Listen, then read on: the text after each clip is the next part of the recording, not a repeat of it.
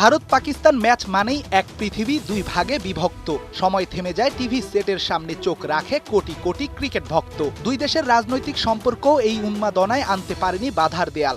আইসিসির ইভেন্ট এলেই যার প্রমাণ মিলে প্রতিবার। এবারের বিশ্বকাপে ৯ জুন মাঠে গড়াবে ভারত পাকিস্তান মহারণ, যার অপেক্ষায় অধীর আগ্রহে আছে পুরো ক্রিকেট জগৎ। তবে যে মাঠে বসবে এই মহারণের মঞ্চ, সে মাঠের পূর্ব ইতিহাস আপনি জানেন তো? ছবি দেখে মনে হতে পারে শীতপ্রধান দেশের কোনো পার্কে পড়েছে বরফের সাদা আস্তরণ।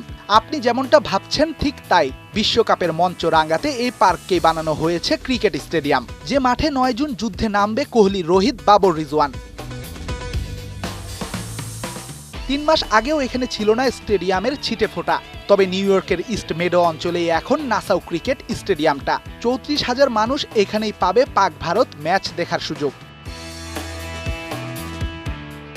এই মাঠের পিচ বানানো হয়েছে ভেন্যু থেকে ১২০০ মাইল দূরে ফ্লোরিডায়। অস্ট্রেলিয়ার অ্যাডিলেড থেকে আনা হয়েছে পিচের মাটি। টি-20-র কথা মাথায় রেখে পিচ হবে ব্যাটিং সহযোগী। তবে হতাশ হবেন না বোলাররা, সুযোগ পাবে প্রতিটি দলের স্পিনাররা।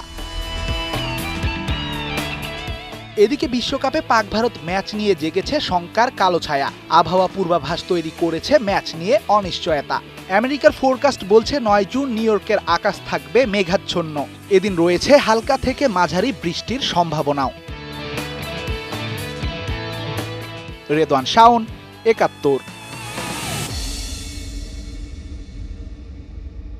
এখন Walton fridge, TV, AC, washing machine ও ফ্যান কিনে অনেকের মতো আপনিও হয়ে যেতে পারেন মিলেনিয়া। সেরা পণ্যের সেরা অফার, ওয়ালটন মিলেনিয়া।